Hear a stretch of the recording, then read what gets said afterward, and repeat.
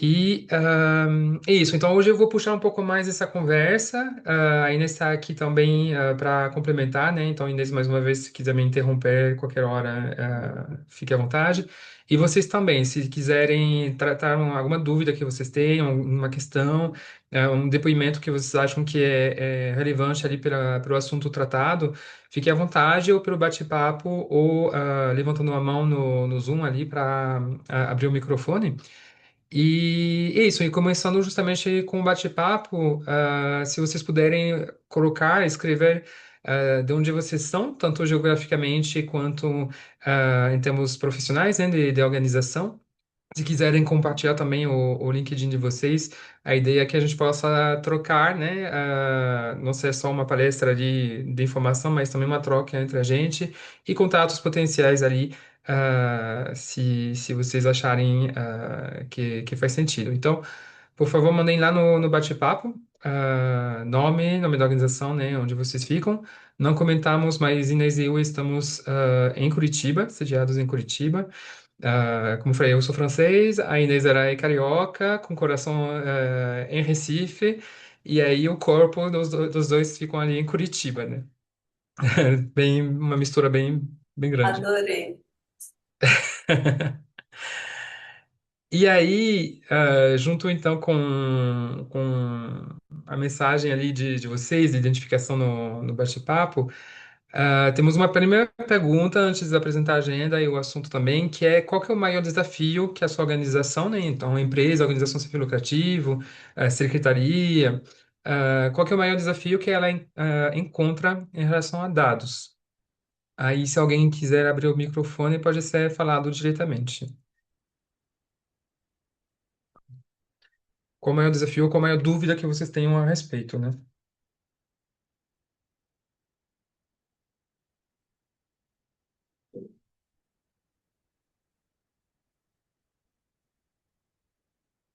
Não? Ninguém? Tá todo mundo super Usar os alinhado dados, já? Floriano.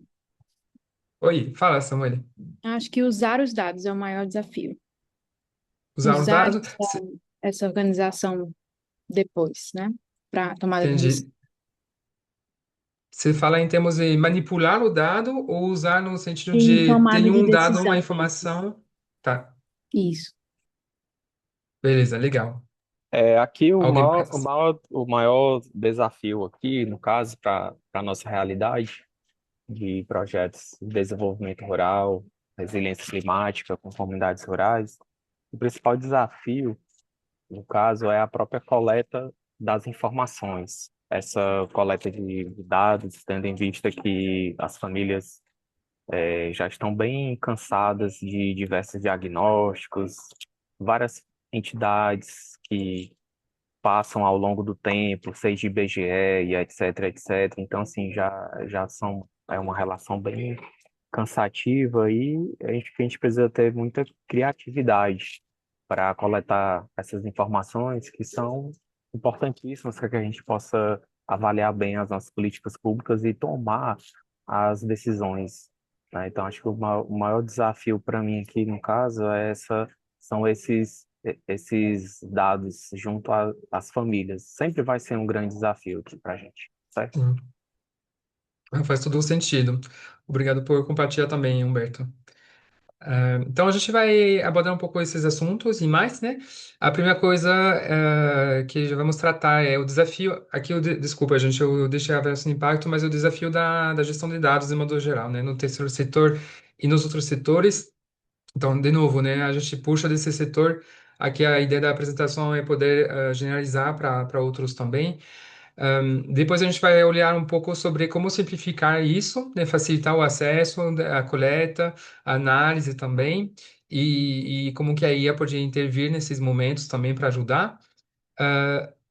Terceira parte, alguns cuidados sobre o uso da IA, né, porque a gente ouve com frequência algumas polêmicas de ética ou de técnica mesmo de uso, né, então a gente vai fazer um apanhado sobre o assunto.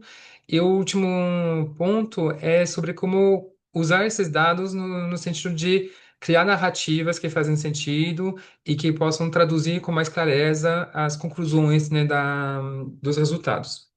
Então, é o tal de storytelling com dados, caso algum de vocês já ouviram. A gente então vai na primeira parte sobre os desafios. E com essa grande questão de que sempre vai depender, né, da organização de cada um, do tamanho dela, da quantidade de dados que ela vai levantar e tratar, mas muitas vezes a gente encontra organizações que mexem com muitos dados segmentados em muitas planilhas, e aí a gente coleta, e tudo fica ali no arquivo, que não é nunca mais acessado depois, que boa parte dos dados nem são tratados também, analisados, e aí a gente gasta dinheiro, tempo, equipe, né, com tarefas que aí não se transformam em valor para a própria organização. E aí, né, tem alguns sintomas disso. O primeiro, que é esse que eu estava começando já a explicar, chama de funil de dados. Funil de dados nada mais é do que quando Ahn, você tem justamente essa fragmentação em várias planilhas ou várias equipes, né? Então, por exemplo, eu tenho uma organização, uma empresa que trabalha com 5 programas diferentes, aí cada programa tem seu conjunto de planilhas. Às vezes não tem padronização, né, dos títulos dos campos, então, por exemplo, uma vez vai ser escrito o nome, outra vez nome completo, uma vez vai ser gênero, outro vai ser sexo e por aí vai. E aí, quando eu vou querer juntar as informações, eu não consigo automatizar, né? Eu vou ter que ter um trabalho manual ali para tratar tudo isso. Às vezes também pode ser uma falta de padronização na informação que é coletada. Então, por exemplo, a gente que trabalha com inclusão produtiva, renda é um dos dados ali mais nobres que a gente gostaria de ter. Mas às vezes tem um projeto numa mesma organização, né? A gente viu isso. Pergunta sobre a renda mensal da pessoa beneficiária. Às vezes é sobre a renda da família, renda total. Outra vez vai ser a renda per capita. Outra vez vai ser a renda advinda do negócio e outra vez a renda do negócio, mas junto com auxílios e benefícios do governo. E aí, na hora de juntar, a gente não consegue justamente misturar tudo isso porque trata-se de informações diferentes, né? E além disso, a gente tem riscos de duplicação de dados, de erros e por aí vai. Então, primeiro sintoma ali bem importante. Segundo sintoma, são dados irrelevantes. Às vezes, a gente coleta informações e dados que não são usados. Por N razões, pode ser por automatismo, assim, em costume, né? Por exemplo, CPF, a gente sempre coleta CPF porque sim, né? Número de WhatsApp, endereço. Mas, de fato, essa informação é usada depois, né? Eu vou fazer alguma coisa com o CPF da pessoa. Se não, por que que estou coletando? Por que que estou gastando tempo retomando um pouco da fala do Humberto também, que tem a ver com isso, né? Vou aumentando o tamanho do meu formulário e daí cansar a pessoa que vai responder com informação que nem vai ser tratada. Às vezes, não foi bem pensado também o indicador, e aí a gente coleta uma informação e na hora que a gente analisa, não traduz o que a gente queria saber, né? Não responde a pergunta que a gente queria responder. E aí acaba sendo não usado. Então, isso vai criando mais confusão justamente nessa parte de dados. E vou um pouco além disso também, que é, às vezes a gente até usa o dado para apresentar, por exemplo, para a diretoria, para fazer um relatório que vai para a sociedade civil, ou para investidores, só que ele não traduz um valor em si, ele não é um dado valioso. Então, apresenta uma informação, mas ela não vai influenciar na decisão que tem que ser tomada depois daquela apresentação. E aí, né, mais uma vez, a gente junta dados e informações que vão mais criar uma nuvem ali confusa do que ajudar a acertar a nossa comunicação também. Memória institucional. Aí eu imagino que várias pessoas já passaram por isso, que é a informação e o conhecimento fica muito concentrado em uma pessoa ou poucas pessoas da equipe, né? A gente sempre se refere a elas, principalmente os fundadores, por exemplo, quem está ali há mais tempo. E no dia que ela sai da organização, aí a gente sai junto todo esse conhecimento, todo esse histórico, a gente não tem rastros dessas coisas, e aí se perde, né, conhecimento, se perde valor, de novo, em termos de dados, um histórico ali que ajudaria a entender a tendência da organização e porque tudo foi focado numa pessoa só. Muitas vezes, do exemplo que eu falei na minha apresentação pessoal, às vezes é a pessoa que não é o fundador, mas é a pessoa que gosta um pouco mais do Excel, né? Que mexe um pouco mais com isso. E aí, quando ela sai, não sobra mais ninguém com competências de análise dentro da organização.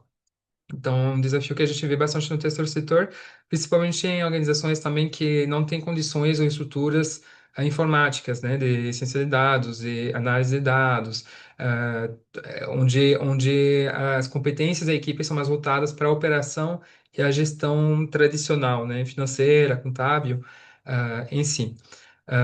Nesse sentido, também, memória institucional estou falando de novo, né, de dados que vêm de campo, mas pensando aqui, por exemplo, dados financeiros, contábeis, é importante a gente conseguir manter um histórico, dessas informações para garantir a sobrevivência da organização da empresa. Indicadores, que eu chamei de vaidade, uma palavra um pouco feia, né? Um pecado ali capital, mas é porque a gente às vezes fica na zona de conforto com os dados que a gente coleta, com os dados que a gente analisa, porque é mais fácil de medir às vezes e porque a gente, na nossa lógica e sociedade mais capitalista, a gente vai ter uma tendência, um viés a procurar coisas dados grandes, né? Quantitativos principalmente, mas quantitativos grandes, porcentagens altas, e positivas, né? O erro não tem lugar, não é permitido. E aí a gente vai esconder esses dados ou inconscientemente, às vezes, nem coletar eles. Por exemplo, eu falei ali das taxas de participação das quebras, antes de vocês entrarem, de eventos online. A gente vê cursos online, por exemplo, que trabalham com taxas de 7, 10% ali de certificação das pessoas, né, em relação ao número de inscritos. Tipo, 7% não parece sexy em si, né? É um número pequeno. Mas, de repente, se eu tenho um curso que atinge 10%, estou entendendo que ele é muito melhor do que os que têm 7%, a média. E aí, se eu não coletar esse dado, porque acho que 10% é pouco demais, eu perco essa informação de que não, estou indo bem. Ao contrário, se tem um recuo, né, de recursos financeiros, por exemplo, um recuo no impacto, na quantidade de pessoas atendidas, eu preciso levantar essa informação, por mais que ela seja negativa, né? E aí a questão não é tanto chorar só pela queda, mas é trazer, é uma oportunidade para trazer uma interpretação e trazer uma postura de decisória, assim, de como que a gente vai fazer daqui para frente para mudar esse cenário. Ou ao contrário, é um cenário que está sendo imposto a gente, vai ser essa tendência nos próximos anos, como que a gente faz para se tornar resiliente, né? Na pandemia, por exemplo, muitos indicadores e muitos dados foram caindo e ninguém tava querendo forçar o aumento de volta desses dados enquanto a pandemia não estava resolvida, né? Então, às vezes tem fatores externos que não estão no nosso controle, mas que a gente consegue explicar e trazer junto com esses indicadores. O último desafio ali que eu estou trazendo é a questão da linha base, ou metas, né? Então, linha base, para quem não conhece, é tipo um diagnóstico, é o estado inicial da coisa. Então, é para eu usar como referência para poder comparar, quando eu faço uma segunda medição, mês a mês, uma vez por ano, para poder comparar o quanto que evoluiu essa informação, esse dado, né? Quanto que é a variação. E aí, se eu não tenho essa linha base, eu não vou saber dizer se estou aumentando, se estou abaixando, e se está evoluindo de quanto, se é muito, se é de pouco. Então, esse é um problema, às vezes, para justamente trazer um termômetro de saúde aí da organização ou das suas ações. E aí a mesma coisa vale com metas. Metas, eu tenho só um cuidado para trazer para vocês, que elas muitas vezes são decisões subjetivas da equipe, da diretoria ou da equipe como um todo, dependendo da gestão, né, interna. E aí elas podem ser um pouco arbitrárias às vezes. É um número que a gente deseja, sonha, chuta, mas aí a gente depois compara com a realidade para ver se a gente está muito longe ou com o nosso histórico para ver como que está indo. E essas metas são importantes para dizer se esse 7%, por exemplo, que eu estava trazendo antes, ele é suficiente ou não. Às vezes, vou ver um número alto, a gente apoiou, sei lá, 27 mil famílias no Brasil todo. Tá, se dizer se 27 mil é muito e pouco, preciso de contexto para isso. Então, ou vou comparar com o histórico, ou vou comparar com outras organizações, ou comparo simplesmente com a meta que eu defini no início do ano, né, do período sendo observado. Então, esses são, a gente vê que na questão de dados a gente tem muitos desafios. Muitas vezes eles se traduzem por ferramentas e processos também um pouco com falhas. Então, por exemplo, formulários mal desenhados, uma falta de padronização desses formulários dos dados, algumas competências ausentes dentro da equipe, uma ausência de responsável, por exemplo, para monitorar a coleta dos dados e a qualidade desses dados. E aí o efeito colateral de tudo isso é que a organização ela vai depender de uma memória institucional mais intuitiva, né, mais ali baseada como eu falei antes, no conhecimento de quem compõe essa organização e e aí vai faltar um pouco de transparência e confiança nesse sentido, porque a gente vai trazer lembranças, memórias, alguns dados ali parciais, e assim que alguém perguntar alguma coisa um pouco mais profunda, mais avançada, a gente fica sem chão para poder responder. Vendo esses desafios, esses problemas, a gente se inspirou com a Inês numa metodologia que chama Lean Data, que existe, né, que é um jeito de olhar para os dados justamente de maneira simplificada, né? Então tem um fluxo ali que a gente vai apresentar para vocês, que tem que adaptar à realidade de cada um, mas a ideia hoje é justamente trazer as informações desse fluxo para que vocês possam já amanhã repetir nas organizações de vocês, numa escala individual ou para uma equipe maior. A gente usa desses preceitos também para construir o que a gente chama de Lean Evaluation, que seria, né, seguir os mesmos pressupostos de simplificação, principalmente, para a questão de avaliação de impacto como um todo, né, ou avaliação de resultados, monitoramento, dos projetos. E aí, lembrando que duas coisas, os dados eles servem para comprovar, para provar o que aconteceu, né? É um tipo de prestação de contas, por exemplo, para investidores, para a sociedade civil, para o nosso chefe direto, mas também servem para melhorar as ações, né? Então, a minha gestão financeira, o conteúdo que eu repasso para as famílias, o tipo de ação que é mais impactante e dissociar ela do que for menos importante. Então, consigo com esses dados melhorar os meus processos e ações. Então, para chegar lá, a gente entende que os dados são importantes. O primeiro passo é a questão de planejamento.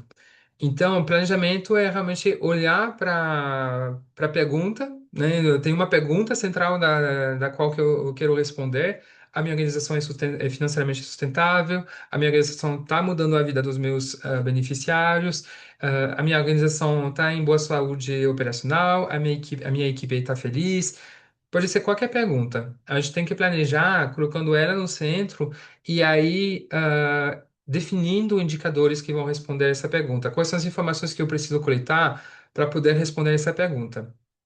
Aqui já vou adiantar uma coisa também, que eu falei que era bom adaptar na realidade de cada organização e cada momento dela. Se eu faço, por exemplo, parte da equipe do financeiro ou de vendas, da minha organização, eu vou ter um fluxo ali mensal dessa pergunta, né? Para poder trazer respostas à minha diretoria, à minha equipe. Eu vou estar num fluxo ali mensal. Então, esse ciclo que eu vou apresentar, ele vai se repetindo de maneira mais rápida.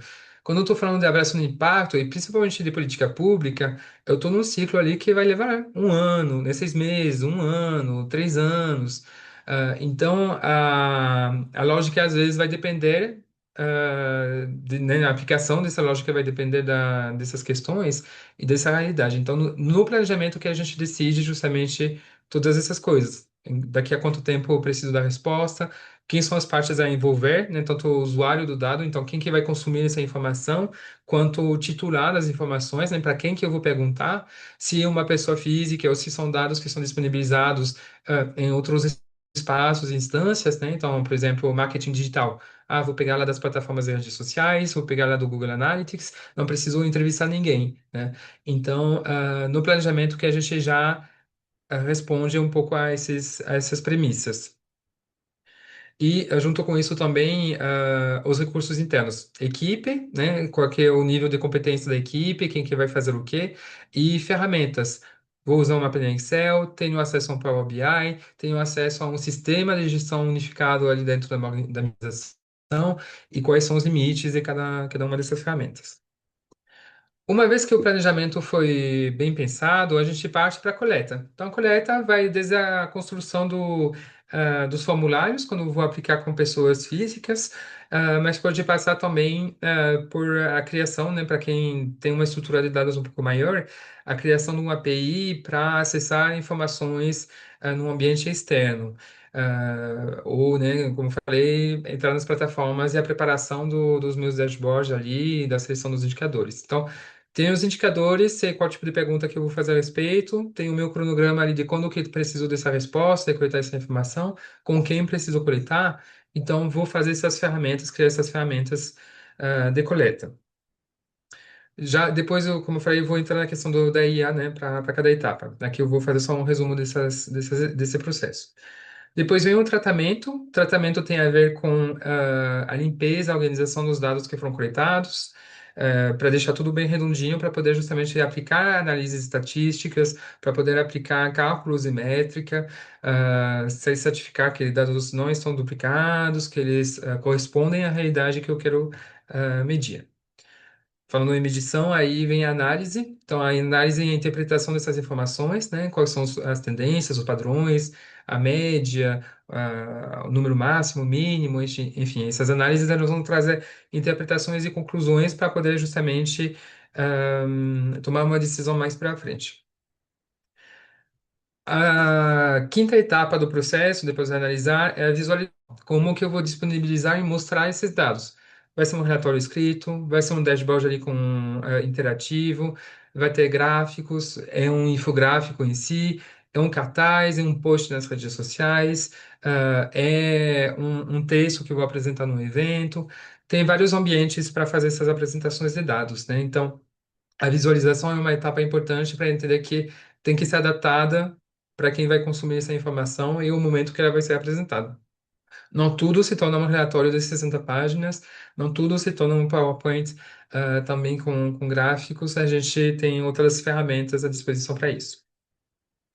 E, por final, o foco do Lean Data é essa questão de pertinência da informação que foi coletada, gerando um valor para a decisão que vai ser tomada. Tinha uma pergunta central, tenho a resposta em mão, a partir dessa resposta eu decido se eu continuo, paro, aumento, reduzo, dou um passo de lado, pauso.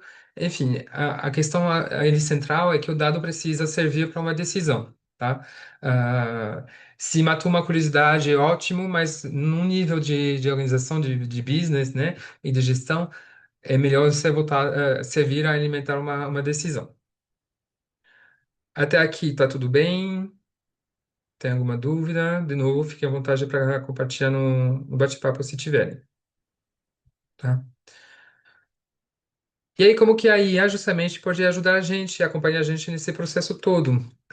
Né, a gente fala muito de tecnologia, ou a questão de coleta de dados, ela tem a ver com essa tecnologia mesmo, né? Muitas coisas já são automatizadas, inclusive a gente já tem acesso a IA há muito mais tempo do que essa última geração de IAs generativas que a gente está vendo, né? Quando a gente pensa em GPS, né, em algoritmos de plataformas, por exemplo, tudo isso é considerado como IA também. Então, a gente já está usando, já permite um certo nível de automatização, e aqui a gente vai trazer um pouco mais disso principalmente no uso das IAs generativas, porque acho que é uma demanda que a gente está vendo com a Inês sendo muito forte na questão de gestão, principalmente no terceiro setor e no setor público, mas sendo que é isso, um universo gigante, a ser explorado. Então, como eu falei antes, vou retomar aqui o processo e vendo como isso aí ela pode responder para a gente, pode ajudar, né, a gente em cada etapa. Primeiro, começando pelo planejamento, né? Então, planejamento, como eu falei, é aquela etapa que tem uma pergunta central pergunta de pesquisa, pergunta, né, de estratégica, a ser feita, e da qual que a gente quer uma resposta. E aí, o importante é saber quem que vai precisar dessa resposta. Ahn, então, essa pergunta vai depender muito da área de vocês, mas, de modo geral, a inteligência artificial, ela pode ajudar na elaboração do diagnóstico. Então, essa linha básica que eu comentei antes, a questão das metas, por exemplo, se eu começo numa área nova, ou inicia um projeto novo, a IA ela pode acessar várias fontes de dados e a literatura acadêmica para me trazer já um apanhado de informações sobre como outras organizações fazem, qual que é a situação do momento, por exemplo, quero trabalhar com pobreza no município X, quais são os dados sobre isso que eu tenho à disposição ali na internet. Então, a IA ela consegue levantar todas essas informações para já orientar o planejamento ali da gestão ali de dados. Outro ponto é a própria literatura acadêmica, né? Eu falei que a IA consegue ajudar nesse diagnóstico. Aqui eu vou um passo além, principalmente para quem trabalha com avaliação de impacto, que é a questão das cadeias causais. Então, eu uso isso, por exemplo, para definir, antes de definir a minha ação, quero fazer um projeto para apoiar, para reduzir como a frequência de uma doença específica em um estado. Eu vou buscar na literatura acadêmica quais são as pesquisas que me dizem qual tipo de tratamento, qual tipo de ação, de prevenção são as mais eficientes para essa questão. E aí, no planejamento, eu já também planejo o projeto, planejo o tipo de ação que eu vou fazer. E às vezes ela já traz taxas que correspondem ao impacto, né? E aí eu posso usar isso como metas minhas. Então, aqui a gente entra num nível acadêmico que a gente não tem acesso quando trabalhamos dentro de uma organização necessariamente, né? Não todos nós temos doutorado, né, para poder fazer pesquisas reais, a gente não tem o tempo, o recurso financeiro para poder fazer isso também. Então, a gente pode aproveitar do que já existe com os devidos cuidados, né? Então, uma pesquisa que foi feita nos Estados Unidos não necessariamente pode se aplicar no Brasil, mas aí eu vou já ajudar a traçar um melhor escopo no que eu desejo, né, atender. E por fim, a IA também pode ajudar a levantar os indicadores mais usados para determinada área, né? Então, posso pensar eu sozinho com a equipe em 15, 20, 30 indicadores diferentes para responder essa pergunta. Aqui, a IA ela pode me trazer informações mais uma vez sobre quais são os indicadores mais nobres que outros semelhantes, assim, outros pares usam. Como que eu vou poder, para poder ajudar a comparar justamente a eficiência, a eficácia, o impacto da minha ação. Pode valer para coisas internas também, né? No bem-estar da equipe, diversidade. Então, bem-estar da equipe, qual tipo de ferramenta, indicador serve para medir o clima organizacional. Quando é diversidade, eu tenho que tratar com vários critérios ali interseccionais, como que eu junto eles, de repente, se tem uma ferramenta que ajuda a juntar tudo e a entender qual que é o cenário ideal, por exemplo, da minha organização. Então, aqui a gente vê que a IA entra como uma ferramenta informativa mesmo, né, de repassar informação para a gente. Indo para a coleta, né, como eu falei, então, é a criação de formulários, né, de perguntas. A IA generativa, principalmente, ela permite justamente a identificação de perguntas e métricas. Da mesma maneira que eu falei anteriormente, que ela ajudava a levantar indicadores, muitas vezes o indicador já vem com essa pergunta, né? Tem ali uma tradução, na maior parte dos casos, quase instantânea, de indicador para pergunta. E métricas no sentido que um indicador talvez seja uma peça de um dado, né? E aí a métrica vai ser um cálculo a partir de várias peças, né? E como eu falei de diversidade, a gente trabalha com uma organização que tem um índice de focalização onde ela levanta gênero, raça, cor, idade, deficiência, renda e não lembro se tem mais escolaridade, acho.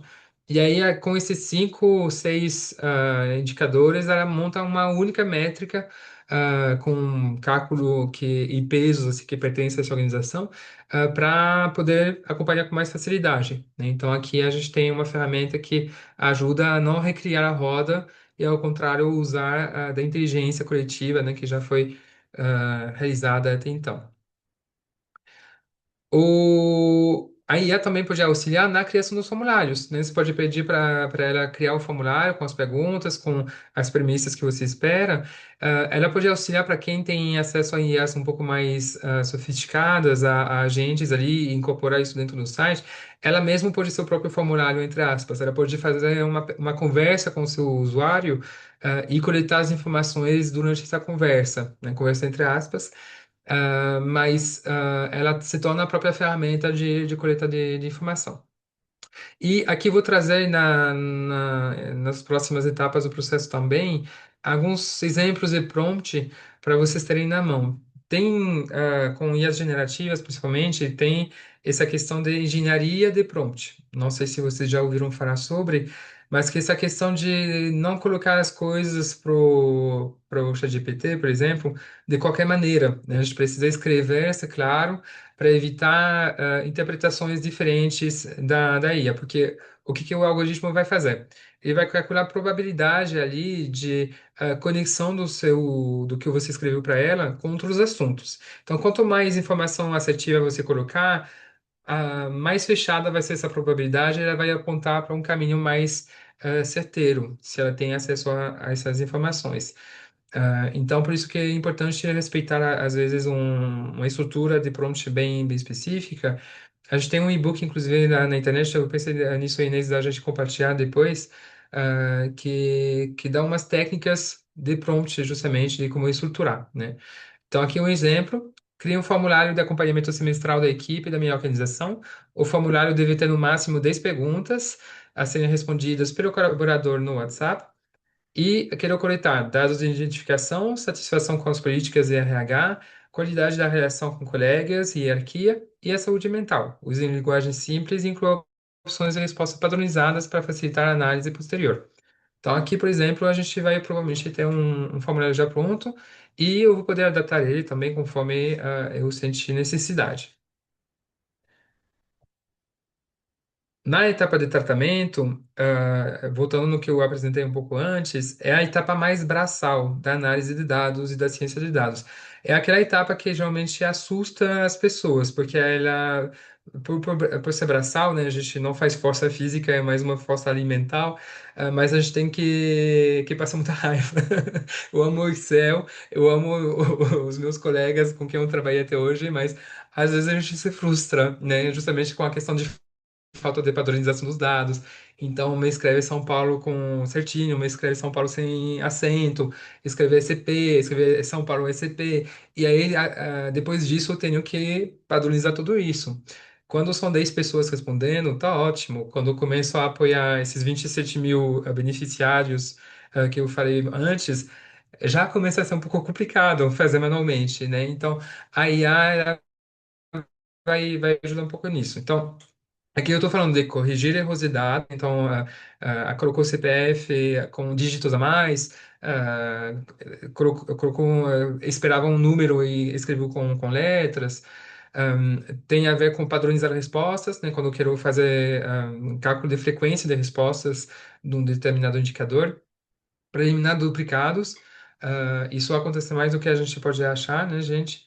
Então, duplicados é a pessoa respondeu duas vezes, três vezes os mesmos dados, às vezes dados diferentes, então a gente precisa tirar, né, essas informações. Eliminar outliers, não sei se, também se vocês já ouviram esse termo, outliers é valores que saem da norma. Então, por exemplo, eu trabalho com pessoas de baixa renda, pergunto sobre a renda mensal deles. Eu vou esperar valores que vão entre zero até, vamos dizer assim, chutando um valor alto, R$ 5.000. Digo, alto para o padrão de uma baixa renda, né? E aí já apareceu alguém que respondeu R$ 100.000, que ganhava por mês R$ 200.000. Eu sei que esse dado provavelmente é um erro de digitação, né? Ou se for verdadeiro, é uma pessoa que não corresponde ao meu público. Então, preciso aplicar uma política ali, de eliminação desses dados para não, interferir demais nos meus cálculos, né? Porque uma média, com esses R$ 200.000 por mês, ela vai ser extremamente alta e muito fora do resto do grupo. E também adicionar métricas, né? Essa etapa de tratamento que a gente aí faz cálculos, né? De porcentagem, de crescimento, variação, transformar um dado qualitativo em dado quantitativo, e por aí vai. E aí, gente, como eu falei, é nessa etapa que o nosso robozinho de IA, ele se torna o mais eficiente, né? A IA, a gente trata ela como assistente, né, artificial, e como as máquinas vieram na Revolução Industrial, a IA ela ajuda nesse sentido de ganhar eficiência e velocidade em processos repetitivos, né? Então, o tratamento é um processo repetitivo, preciso aplicar regras de modo geral, em bases, em várias bases, ou o ChatGPT, ou notebook, enfim, as IAs generativas, elas ajudam muito nessa etapa. Então, podem abusar delas, são feitas para isso, para repetir operações matemáticas, né, repetitivas. Vem depois a parte da análise, que é a mais gostosa em si, né? Que é sobre observar padrões e tendências, é sobre analisar também, calcular métricas estatísticas, né? Então, média, a mediana, o máximo, o mínimo, essas questões também mais simples de evolução, né? Quanto que aumentou, quanto que diminuiu, coisas mais avançadas de variância, por exemplo ou de projeções também, né? Traçar uma projeção ali para o futuro. Ah, Na análise que a gente faz também essa comparação que eu expliquei antes com a meta escolhida, com o histórico da organização, do projeto, com outras organizações, outros programas, e testar potencialmente correlações, né? Será que, por exemplo, ah, eu dei uma capacitação e tenho, sei lá, 5 ou 6 projetos diferentes com cursos diferentes. Eu quero achar uma correlação entre o número de horas de curso e o impacto na renda das pessoas. E aí nessa etapa de análise, né, com essas ferramentas estatísticas, que eu faço essa correlação para ver se, de fato, a quantidade de horas tem um impacto no resultado final do projeto. Se, por exemplo, a, a falta de renovação ali dos meus investidores, dos meus recursos, dos doadores, tem a ver com ah, um alcance menor de pessoas na ponta. Então, qualquer hipótese ali a gente pode testar. E aí ajuda justamente nas próprias operações matemáticas, né? Então, uma vez que o dado está bem organizado, bem limpo, tratado, a IA consegue fazer essas operações matemáticas, não só quantitativas, mas como qualitativas, né? Então, analisa texto. Fiz entrevista com 15 pessoas, eu quero ter algum resumo dessas entrevistas. ah, a IA era muito boa nessa questão.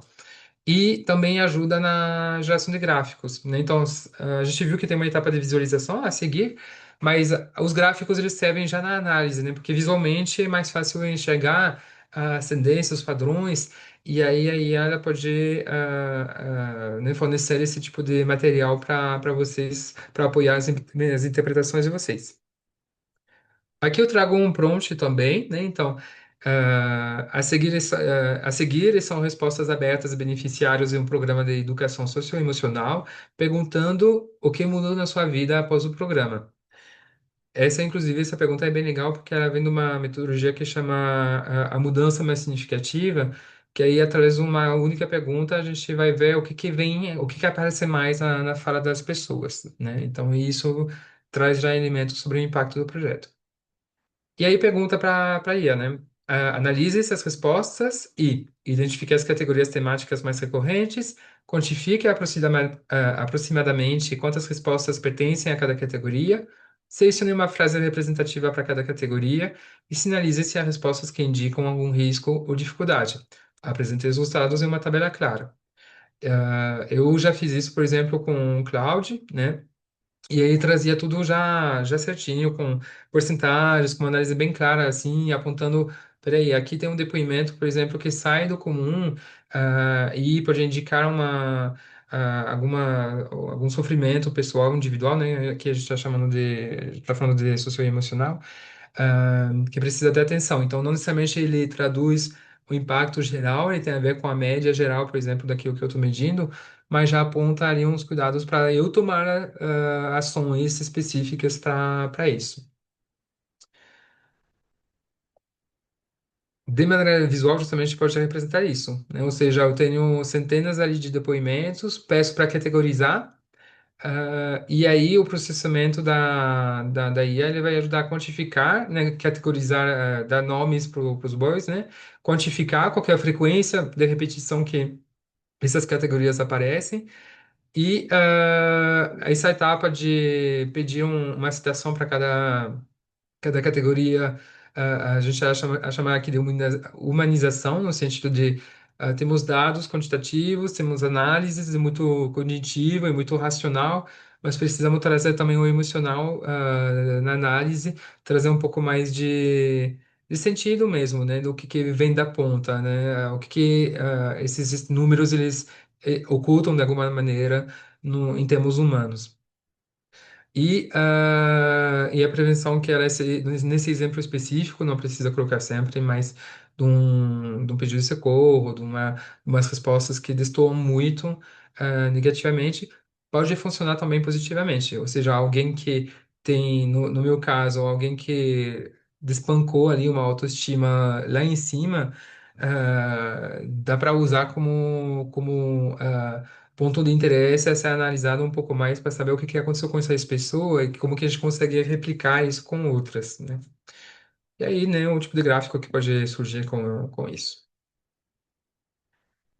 Quase terminando o nosso ciclo, vem depois a parte de visualização, né? Então, a gente conhece o nosso bom e velho relatório, né? Que vem em muitas páginas, vem gráficos, vem foto, às vezes pode ser um pouco confuso, às vezes pode ser um pouco pesado, vai depender muito do assunto que cada um trata. Projeção infográfico, então uma página só, por exemplo, já resumindo essas informações. Pode ser uma apresentação PPT que nem essa aqui. Pode ser um dashboard, né? Um dashboard é um painel, né, com gráficos muitas vezes interativos, mas que aí vão ser atualizados ou em tempo real ou com uma certa frequência. Pode ser publicação nas redes sociais também, se eu tenho que devolver algumas informações para o público geral.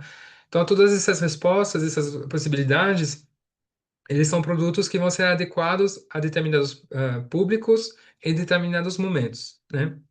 Então, não vou fazer uma publicação nas redes sociais para tratar de um assunto interno da saúde financeira da minha organização, né? Às vezes, tenho uma diretoria que ela pede para ter acesso a esses dados de saúde financeira mensalmente. Eles se reúnem todo mês ou a cada 15 dias, precisam desses gráficos atualizados. Então, eu não vou produzir um relatório de 30 páginas todo mês. Vou fazer um dashboard com os principais gráficos e aí eles podem clicar para poder brincar e achar mais respostas. Então, tudo tem a ver com o público-alvo, o momento, né? E as ferramentas que você tem à disposição. E nesse sentido, a IA também consegue ajudar. Na criação de narrativa, ou seja, você apresentar para ela os dados que você tem, as suas interpretações e pede para ela escrever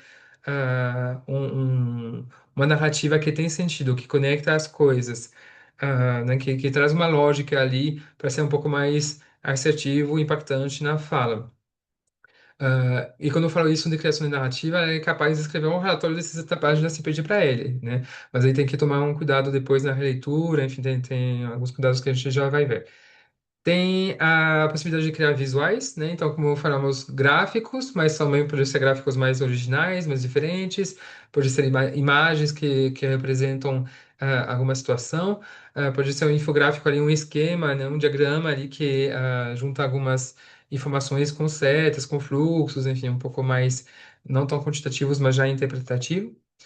E, ao mesmo tempo, aí coloquei a criação de dashboard, né? Então, esse eu não testei tanto, mas o ChatGPT conseguia fazer isso, demandar um pouco mais de entendimento de prompt, às vezes um pouco de programação, porque ele consegue montar um dashboard mesmo ali com os gráficos num painel só. Ou a gente vai ver também com o notebook, que ele é muito bom em criar apresentações PPTs, né? Então, mando as informações para ele, ele já me cria o meu PPT para apresentar. Então, de novo, a gente está ganhando aqui em performance, né? Em termos de tempo investido em uma tarefa. Então, né? De novo, essa automatização. Um prompt que pode exemplificar isso com base nos dados a seguir, cria um dashboard de sustentabilidade financeira, a ser usado em uma reunião com a diretoria. Use linguagem formal, destaque os principais avanços e inclua no máximo 4 gráficos. Quero um tom comprometido, transparente e esperançoso. E aí, dados, coloca as tabelas, as devidas tabelas a respeito desses dados. Então, isso pode fazer com avaliação de impactos, pode fazer com gestão de equipe, pode fazer com resultados ali do programa, né? Qualquer assunto, qualquer pergunta central que você deseja responder. E a última etapa que a gente tem aqui no nosso fluxo é a etapa de decisão, né? Então, tenho essas informações, tenho essas análises, né? Essas interpretações e preciso tomar uma decisão a respeito. E, gente, aqui tem uma armadilha, que é o nosso amiguinho ali, robozinho, ele não vai fazer, não vai tomar decisão por você, né? Aliás, se pedir, ele provavelmente vai tomar, mas é para justamente não cair nessa armadilha da facilidade. A decisão, ela precisa, além dos dados que são apresentados, né, numa avaliação, no monitoramento, a gente precisa muito da nossa intuição, a gente precisa muito das nossas bagagens, de outras vidas, né? E uma leitura de contexto, uma leitura das pessoas. Então, tem aqui não só uma sutileza, mas um jeito de pensar, de tomar decisão, que não queremos delegar para a inteligência artificial. A gente quer deixar isso para a gente, no nosso controle, e se a gente tomar uma decisão errada, que pena, mas a gente sabe quem responsabilizar é si mesmo, não vai ter como depois jogar a culpa no chat GPT, né? Acho que ficaria feio até falar, ó, culpa do GPT se eu parei de investir nesse projeto e eu coloquei dinheiro em outro. Mas enfim, então essa é a etapa de decisão 100% humana, não necessariamente com você que fez toda a análise de dados, inclusive, pode pertencer a outro grupo de pessoas, né? Ah, mas é isso, então, show GPT nessa hora. Alguns cuidados com o uso da IA. A gente, falei, né, que a IA não substitui o olhar crítico da equipe, ela ajuda principalmente a processar e organizar informações, mas ela falta e falha às vezes em termos de contexto, né, que seja político, cultural, por exemplo. Ela vai possuir alguns vieses, a gente já vai ver isso. E sempre pede para a gente revisar, né? Tem um ano passando atrás para verificar as informações, se estão certas ou não. Aí eu vou colocar, antes de entrar nas polêmicas todas, né, em algumas coisas ali que contextualizam e dão um escopo para a gente. É uma lista de ferramentas de IA que vocês podem usar, né? Os exemplos aí de prompt que eu dei tem a ver com isso. Então, o Copilot, principalmente para quem usa a Microsoft, né? O Word, o Excel, ele tem a ferramenta dele IA separada e está incluso também nos programas, nos aplicativos da própria Microsoft, né? Para poder ajudar para bastante coisas. O Cloud, que foi apontado mais recentemente assim como uma ferramenta boa para análise de volume, para fazer análises estatísticas com grandes volumes de dados, né? E cruzar informações ali de vários relatórios. O Cloud, acho que ele tem uma limitação da conta gratuita um pouco maior do que outras, então tem um cuidado ali para se tomar, mas ele é bem, bem eficiente. O notebook, que eu citei antes também, que ajuda na análise também de documentos longos, literatura acadêmica, né, pesquisas, ele adora. E aí ajuda nessa questão de criar resumos, de criar apresentações, infográficos, né, de tratar essa informação num formato que seja um pouco mais legível e amigável para as pessoas. O Gemini e o ChatGPT vocês já provavelmente conhecem, né? Ajuda na criação de visuais, de indicadores, de formulários e por aí vai. Enfim, eles são um pouco mais clássicos e genéricos, né? Não vou entrar mais no detalhe disso, a gente já viu um pouco, mas saber que para a gente ter os primeiros cuidados com a IA, começa com a engenharia de prompt, né? Em ter uma estrutura de prompt que seja bem assertiva, porque isso tem mais a ver com a gente, como a gente usa a ferramenta, né? Não tem a ver com tanto com as questões éticas, por exemplo, da ferramenta em si, é mais a gente usando devidamente a ferramenta. Então, que nem se eu pegar um martelo e tentar bater com o lado errado, o meu prego nunca vai entrar na parede, né? Então, aqui tem algumas dicas, como eu falei, temos um e-book ali que podemos compartilhar com vocês, que dão várias técnicas ali, de construção desses prompts. O ponto essencial é ser claro na nossa demanda, organizado também, e para diminuir o risco da IA achar que a gente está falando de outra coisa do que estamos de fato falando. Então, beleza. A IA não inventa injustiças, ela é das nossas, né? A gente fala de vieses, por exemplo, da IA, ela por si só é uma ferramenta, então ela não criou esses vieses, a gente forneceu esses vieses através dos dados que a gente alimenta ela, né? As nossas fontes, a nossa própria lógica, quando a gente cria as linhas ali de programação da IA. E aí eu queria perguntar para vocês, vocês podem anotar no chat, qual que é o maior risco que vocês enxergam no uso da IA? Em variações de impacto ou na gestão da sua organização? Né? Depois de ser uma coisa que já foi falada ou ao contrário, coisas que vocês acham que são próprias ao dia a dia de vocês, tá? Então, podem ir digitando no bate-papo. Vou esperar um pouquinho. Ou se quiserem pegar o microfone também. Enquanto o pessoal está digitando, Florian, eu coloquei ali no bate-papo já o link para lá do Drive com o PDF do e-book. Já tem ali um passo a passo para vocês entrarem na ferramenta, né? A inteligência artificial e testando os prompts. Mariana escreveu exposição de dados e informações sensíveis ou sigilosas. Esse é um super risco, de fato. Já vou falar sobre isso, mas ele é muito real. Bom, eu vou continuar e aí a gente vai lendo conforme chegam as mensagens. Aqui eu vou listar dois principais, e uma lista de outros exemplos, mas isso não é exaustivo, né? Tem várias coisas. Que os dois principais que eu vou citar, na verdade, são os que vocês colocaram no bate-papo, que é a questão de privacidade dos dados e dos vieses também dos logaritmos, né, que tem a ver com essa questão de estereótipos, por exemplo. Ah, e, de repente, com a questão da alucinação das IAs. É um tema que eu gosto muito de falar de alucinações para uma IA. É uma viagem ali que eu gosto muito. Ah, Privacidade e consentimento. Então, a gente tem sistemas, né, para os quais a gente mandamos dados, só que a gente não sabe como que eles são usados depois, né? Então, se a gente manda, né, sei lá, nome, número de telefone, e-mail, ah, dados de conta bancária, espero que ninguém tenha feito isso na vida, mas a gente não sabe como a IA depois. A gente sabe como que ela vai retornar para a gente respostas aos nossos prompts, mas a gente não sabe como aquela empresa dona da IA ela vai tratar essa informação, né? Então, um lembrete, né? A LGPD, que é a Lei Geral de Proteção de Dados, ela se aplica não só para as empresas do setor privado, mas também a todas as organizações sem fins lucrativos, o poder público também, negócios de impacto.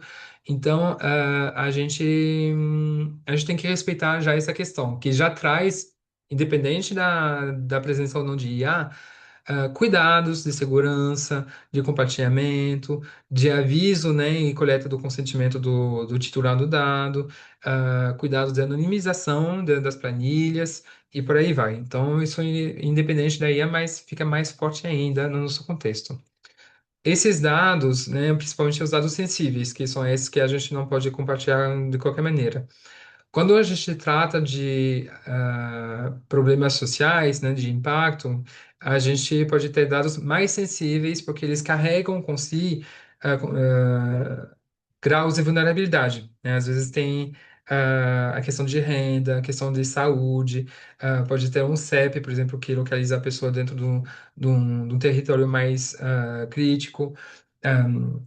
Pode ser dados financeiros, por exemplo, que podem causar depois, se mal usado, reforçar algumas exclusões, né, de acesso a crédito, de acesso a certas políticas públicas, e por aí vai. E como a gente quer, né, está numa intenção ali de defender os interesses e direitos dessas pessoas, a gente tem que ter um cuidado em dobro com as suas informações. O consentimento para coleta não cobre o uso posterior dos modelos de IA. Então, é isso que eu falei. A gente começou até com a LGPD o costume de perguntar para as pessoas se elas são ok para compartilhar os dados delas. Ah, não sempre, mas em várias ocasiões, comunicar como que esse dado vai ser usado, né, para um relatório, para uma pesquisa. No melhor dos casos, mas é mais raro, quanto tempo que a organização vai ficar com esses dados e contatos também para, se a pessoa quer excluir os dados dela, ela tem o direito e tem todo um procedimento, de repente, já estabelecido dentro da organização. Só que raramente a gente vai dizer, vamos usar a IA para tratar as suas informações. E a gente não tem como dizer, a IA, depois que a gente subiu a planilha com seus dados nela, vai fazer tal e tal coisa com esses dados. A gente não tem como saber, né? Então a gente não tem como prometer o nível de segurança ou de não uso dessas informações por causa disso. Então, é nesse sentido que é importante, de novo, anonimizar. Respondendo a sua pergunta, Mariana, em termos de segurança, eu não vi nada sobre o assunto, mas a minha tendência seria dizer que não. A versão paga ou gratuita, ela vai te trazer mais ferramentas de tratamento, mais possibilidades em termos de volume, né, de tratamento e complexidade, mas o que que a empresa dona da IA faz depois? Nem sei se eles têm documentos, nenhuma documentação para falar sobre, para explicar o que eles fazem. Então, realmente eu acho que não vem ao caso essa questão de consentimento, de proteção de dado a respeito, né? Eu posso complementar, Floriano? Em algumas versões, é possível a gente criar uma configuração ali, se usa essa informação que você vai, quando você vai trabalhar na IA, você vai contribuir ou não para o aprimoramento daquela ferramenta. Então, quando Hum, você paga, você tem essa opção de habilitar ou não, né? Se você deseja que os dados que você está gerando ali vai ajudar a melhorar a ferramenta ou ele levantar estatísticas, etc. Mas a gente não sabe a profundidade, né, dessa permissão. Então, ele realmente mascara tudo que você está levantando ali dentro da inteligência artificial ou ele é só uma habilitação ali superficial do que você está tratando. Então, ainda existe nessa nuvem aí cobrindo sobre a segurança do que você está tratando ali dentro da ferramenta de inteligência artificial. Obrigada, Floriana. imagina, obrigado eu. Ah, e aí o último ponto da questão da privacidade e consentimento, né? Esse risco de vazamento dos dados. Ah, aqui a gente fala muito de IA com empresas sendo donas dessas IAs, né? Porque, relembrando que vocês podem construir as suas próprias IAs também, né? Os seus próprios algoritmos.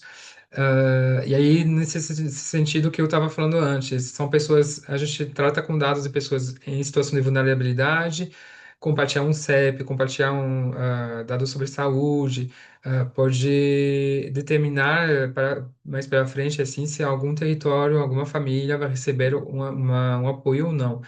Ah, não tem a ver com colocar vidas em risco, mas eu lembro, tem um exemplo que me marcou, antes mesmo de bombar as IAs, era, sei lá, acho que 2016, alguma coisa assim, ou até antes, um pouco antes, que um pai descobriu, tava usando o computador da família, né?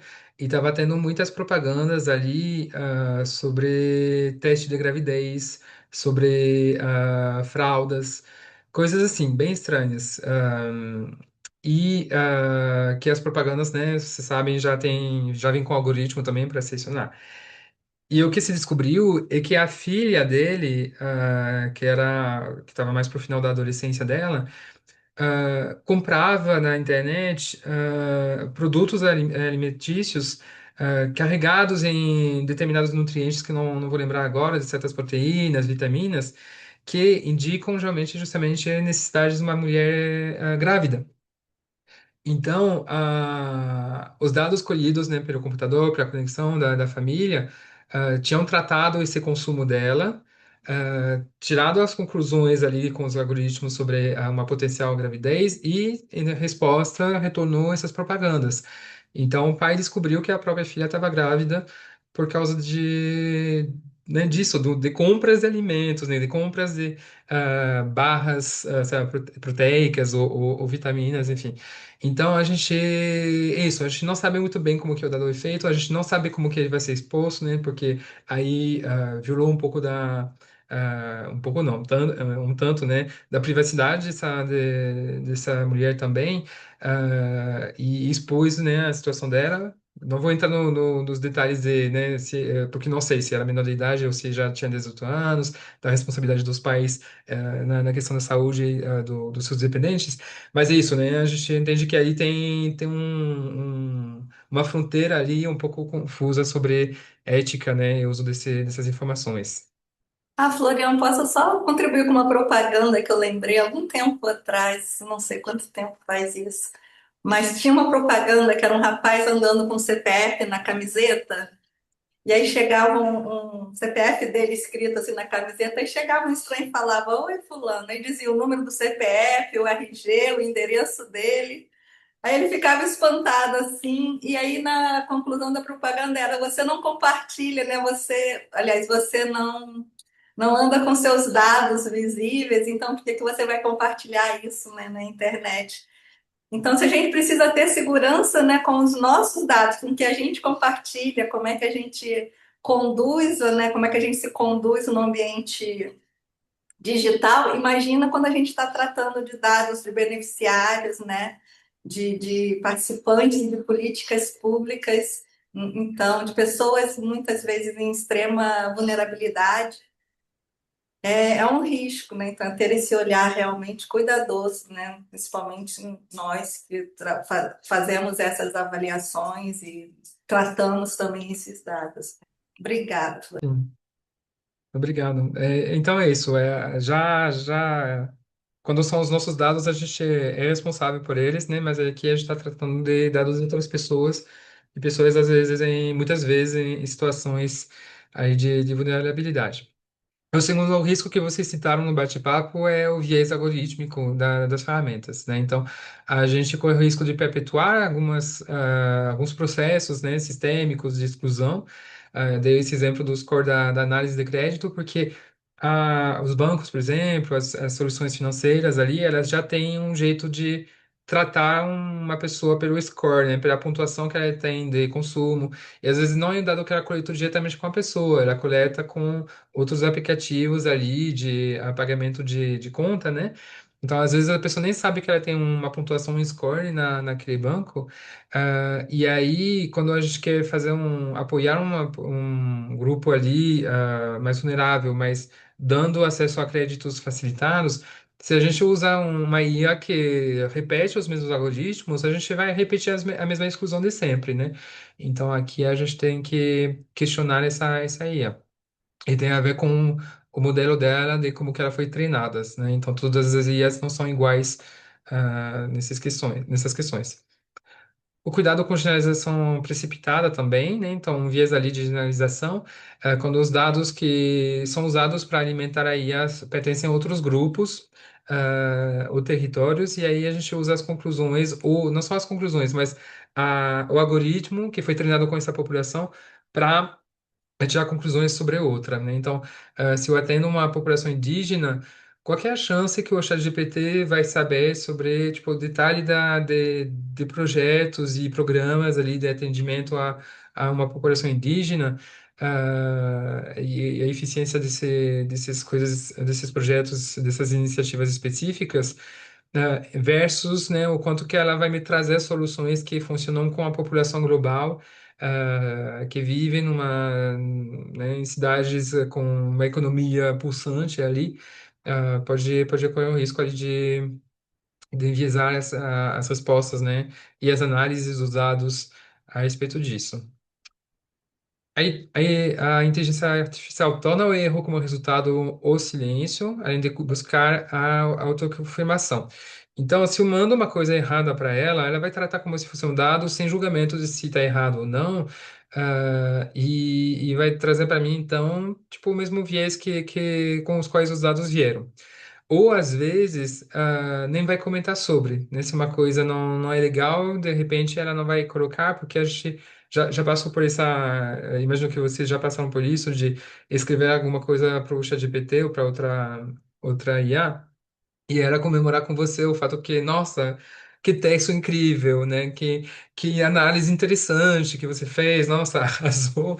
E quando na verdade, não, sinto muito dizer, eu falo por mim também, talvez eu não seja tão foda assim. ah, e aí ela não é tão neutra nesse aspecto, ela já vai trazer esse olhar mais positivo, né? Eu vou quase chamar de positividade tóxica às vezes. E isso, e passar a silêncio, assim, esconder, ocultar algumas informações, por causa desse viés de tratamento de pessoa a pessoa, pessoa a pessoa, né? Pessoa robô, né? Pessoa a GPT.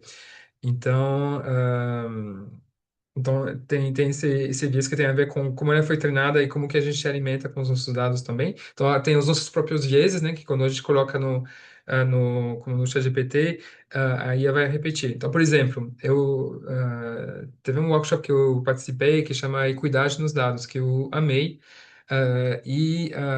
fazer esse questionamento, assim, essa provocação. Quando a gente fala, por exemplo, de taxa de evasão escolar, alunos, era uma pesquisa dos Estados Unidos, de alunos imigrantes, né? Por que que os alunos da imigração, assim, filhos da imigração, ah, têm mais dificuldade para ficar na escola, né? E aí a provocação era por que que a gente não perguntar ao contrário? Por que que a gente não perguntar por que que as escolas são menos adaptadas para as crianças da imigração, né? Por que que elas permitem uma taxa de exclusão, né, de maior para esse grupo? Então, você vê que o objeto ali da minha análise, da pergunta é um pouco diferente, então a resposta que eu vou trazer vai ser diferente. Na segunda, talvez seja uma resposta mais sistêmica, seja uma resposta que vai mexer na estrutura. Enquanto na primeira, talvez eu vou bater a tecla em alguns estereótipos e preconceitos que possam existir. E aí, dependendo da pergunta que eu faço para a IA, ela vai junto com você nessa ideia. Não vai questionar, né, a equidade da sua pergunta. Então, um cuidado ali para tomar. E aqui é um ponto que conversa com a questão da generalização, é que quando eu trabalho com populações muito específicas, né, que são problemas nichados, acabam eles sendo mais prejudicados. Então, trabalhando com impacto social, a gente, de fato, trabalha com populações mais marginalizadas, minorias, e por aí vai. Então, o risco de generalização, o risco de ter um impacto negativo aumenta ainda mais com esse público. Então, a gente tem um dobro ali de cuidado para se ter em relação a alguém que trabalhar num comércio, numa empresa, corporativa mais tradicional. E aí tem outros riscos que aqui eu não vou entrar no detalhe, mas só para ilustrar, para deixar para reflexão, a questão da. E aí vão pertencer, vai ser de vocês, vai depender de vocês a decisão de escolha de IA, de como fazer, porque tem posições ideológicas das empresas, né? Então, a gente já sabe que tem IAs, por exemplo, que são usadas e topam, né, ser usadas para defender algumas guerras no mundo. Então a gente pode decidir não escolher essas. A gente pode ter as questões éticas ali de direitos autorais, né, de saber que tem as IAs que mais bombaram, né, usaram muita informação na internet, muitas artes, por exemplo, muita produção artística, sem pedir autorização, sem pagar nada para os próprios autores, e enxergar isso como um problema ético, né, da ferramenta em relação a outras. E aí tem outras coisas, por exemplo, de erros de tratamento dos documentos, né, então algumas inconsistências que a gente precisa verificar, ter esse humano que passa atrás para checar se os dados estão corretos. E além disso, aí ela vai pro mais óbvio, né, pro mais provável. Então, ela vai ter uma tendência a repetir os mesmos padrões ali de texto, de imagem. Então, a gente está começando a passar por essa fase ali de, não sei se vocês já sentiram isso, mas publicações ali que fazem propaganda de um tipo de serviço, numa página do Instagram, por exemplo, tá começando todo mundo a ter a mesma cara, né? De formato, de contexto, de enfim, visual. Os textos a gente começa a conseguir identificar quando foi escrito por uma IA, por exemplo. Então, tem ali um risco de cansar até o nosso público, né? Sobre isso. A cansar e a trazer uma imagem de, às vezes, de factício, de falsidade, né? De tipo, nossa, será que ele escreveu esse relatório mesmo, ou foi a IA que fez tudo e ele não sabe de nada do que foi escrito? Então, aqui uns cuidados também, uns riscos para acompanhar. Tô chegando, tá no final da apresentação, tem acho que mais dois pontos, grandes pontos para tratar. Uma questão que é da cultura dos dados, né? Então, ah, quando a gente fala de gestão 360, a gente está falando também de equipe, né? A gente está falando de gestão ali com a hierarquia, com coisas, assuntos internos, não só avaliação para fora. E aí a gente tem que aí se interessar em como que a gente traz a equipe de maneira geral para se olhar para dados, para tomar decisões orientadas aos dados. Então, lembrando, dados são responsabilidade coletiva. Não é só um especialista, não é só um analista da equipe que tem que cuidar. Cada membro da equipe precisa entender o seu papel. Não todo mundo que vai fazer a análise, mas precisa entender o seu papel dentro desse fluxo. Vai ser o fulano que vai coletar a informação, vai ser o ciclano que precisa desse dado para um dado consistente para poder apresentar depois em reunião. Se uma dessas pessoas falhar na sua missão, na sua tarefa, é o fluxo inteiro que sai prejudicado. Capacitação contínua, importante, né? A tecnologia vai evoluindo muito rápido, então é importante garantir uma capacitação ali da equipe para se atualizar, para conhecer novas ferramentas, principalmente quando a gente vai querer implementar coisas novas, processos e ferramentas novos ali dentro da organização. Começar pequeno é uma coisa que a gente defende muito com o Lean Data, né? Que é a questão de não precisa já começar com um sistema extremamente sofisticado, pode ser por planilha Excel mesmo de início, mas já com essas premissas ali de segurança, de centralização do dado, né? Da qualidade da informação. E às vezes pode ser começando com um piloto dentro da organização, com uma equipe específica, antes de generalizar para todo mundo. Porque o pior que pode acontecer, que a gente já acompanhou algumas vezes, é você já ir para a construção de um sistema robusto e aí depois dos 2, 3 meses de uso se dá conta que não funciona do jeito que a gente esperava, que as pessoas estão muito resistentes a usar ele, e enfim, então tem ali uma curva de maturidade e de aprendizagem para seguir. E celebrar o aprendizado com dados. Então, quando a gente revela algum problema ou alguma solução a partir das informações, é um sucesso, a gente tem que combinar com a equipe. Então, esse lugar de não ter medo do erro, não ter medo de enxergar que, por exemplo, o tal indicador está diminuindo, está caindo. Não, aqui é uma oportunidade para tomar uma decisão. Tipo, precisamos de uma mudança, né? Precisamos que alguma coisa seja diferente para que esse dado, essa informação se reverta. E aí, que insights interessante repensar as nossas práticas. Eu sou uma pessoa extremamente curiosa, eu gosto muito de entender como as coisas funcionam. Então, se você, por exemplo, sou o tipo de pessoa que se você me apresentar um relatório que está tudo ótimo, tudo perfeito, lindo, eu vou achar chato. Para ser verdadeiro, assim, honesto, eu vou achar um pouco chato. Falei, tá, beleza, o que que eu faço com isso, né? Então, beijo, a gente se encontrar no que vem. Não, para mim, eu gosto de ver, assim, de entender e saber o que que eu posso fazer para melhorar o meu impacto, para estabilizar uma situação, para economizar recursos, né? Então, a atenção que o dado pode trazer, ela é bem-vinda, porque ela nos coloca em movimento, né? E rapidinho ali, eu vou. Realmente o tempo está acabando, então eu vou passar bem rapidinho sobre essa questão de storytelling com dados. Então, não basta apresentar só páginas e páginas e gráficos, né? A gente tem que trazer uma interpretação, uma narrativa, contar uma história que faça sentido e que seja mais entendível por quem recebe essa história, né? Porque não é todo mundo que tem uma leitura ali de quatro, cinco gráficos de gestão financeira ou dos conceitos de indicadores de impacto, e só batendo o olho nos gráficos vai entender. Não, a gente precisa mastigar a informação, né, nessa hora de visualização, e explicar com termos mais humanos, né, mais próximos do público que está ouvindo a gente. Então, isso a gente chama de storytelling. Tem um livro ótimo que chama Storytelling com Dados, que traz várias dicas. Eu vou trazer aqui algum exemplo e algumas recomendações justamente a respeito disso. Sem entrar em muitos detalhes, isso é o tipo de gráfico que a gente vê com mais frequência, talvez. Então, um gráfico de pizza com um número de fatias muito acima do recomendado, vamos dizer, e uma tabela do lado, assim. E a questão era justamente entender por que que os projetos não são executados. E quando a gente bate o olho nessa tela, a gente tem que olhar quase cada palavra para entender o que que está acontecendo. Tá, eu vi um vermelho, tá, talvez isso ajude. E aí, mas como que esse vermelho se relaciona ali com os não executados? Está escrito 55, tenho que fazer a soma manualmente.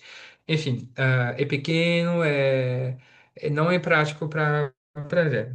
E aí, um jeito de olhar para esse dado, de transformar ele, é isso, ah, colocar a pergunta, por exemplo, acompanhar os títulos dos gráficos, não só com um título frio, mas já com a interpretação, né? Então, motivos pelos quais os projetos não foram executados, em vez de porcentagem de projetos não executados. Tem ali aqui tem um jogo de cor, né? Então, o vermelho corresponde ao mesmo vermelho do lado e por aí vai. Então, aqui é um exemplo bem simples para entender que com mudanças de alguns cliques mesmo, a gente consegue um storytelling um pouco melhor. Para chegar lá, algumas dicas que eu peguei desse livro que eu comentei com vocês, que são, dá um contexto aos dados, né? Um dado solto, ele não explica nada. Como eu falei, do histórico da organização, das metas que foram escolhidas, do desejo ali da estratégia que foi planejada. Precisa de contexto para saber se tal dado é bom ou não, né? Aquele famoso 7% que eu trouxe. 7% é um dado pequeno? É pequeno, mas aí vai depender do contexto. Se é para a taxa de conclusão de cursos online, é a média, é a norma, tá tudo certo. Se é a taxa de pessoas curadas após a aplicação de uma medicação, eu acho que essa medicação não vai ter sucesso depois, né? Então, é nesse sentido. Escolher um visual eficaz, a ideia é pensar como um designer, né? Então, tem algumas dicas de design, de contrastes, de juntar informações parecidas, deixar uma separação ali com as outras, de cores, né? Essa correspondência de cor, né? Então, a gente sabe que no Brasil o azul vai ser para coisas mais positivas, o vermelho vai ser para coisas mais críticas, então a gente tem que tomar um cuidado com esses usos de cor. focalizar a atenção no usuário do produto de dados, então, menos e mais, tem a ver um pouco com a questão de visual eficaz. Eu não vou colocar uma cachoeira de gráficos e informações. Às vezes eu tenho, por exemplo, esse defeito como analista de dados, eu gosto, e que pessoa curiosa, quero explicar tudo, quero entrar em todos os detalhes e compartilhar todas as informações que eu tenho com a pessoa. Mas de repente não é tão relevante para ela. Ela precisa ali focar em dois, três pontos essenciais. E se ela tem perguntas, eu tenho as informações comigo para poder responder essas perguntas. Mas para deixar uma mensagem que marcou, que ela saia da reunião com a coisa clara na cabeça, menos e mais. Foco na atenção, né? Eu não vou jogar ali muitos dados, muitos gráficos e ela não saber onde olhar e se perder nisso. E por final, garanta que a conclusão seja útil para a tomada de decisão, né? Isso que eu falei antes, a importância é que os dados apresentados eles alimentam as pessoas para tomar uma decisão e então que a sua apresentação, o seu produto ali de conhecimento, de dado, possa responder a isso, né? Que tenha conclusões claras, não só aqui o gráfico e vocês se resolvem com ele, mas já vir com a inteligência da análise, da interpretação e dizer, bom, perante essa situação, a gente entendeu que isso que aconteceu. Precisamos, então, decidir se continuamos ou não com esse projeto, com esses riscos, o que a gente faz, né? Então, esse foco, de novo, no valor, né, que a informação entrega. São 3h30, fim da nossa apresentação. Eu não sei como fiz, mas estou batendo ali na tecla do horário. Então, eu vou agradecer a vocês. Se vocês precisarem, a gente pode ficar ainda uns 5 minutos ali para responder dúvidas, compartilhar experiências. A gravação vai estar disponível também, assim como o material. Então, qualquer coisa, vocês podem adicionar a gente nas redes sociais, no LinkedIn. Estamos à disposição. Último recado, a gente pode ir também pelo site, se vocês passarem pelo site, fornecer uma hora de mentoria gratuita para vocês, né? Sobre todos esses assuntos. Muito obrigado.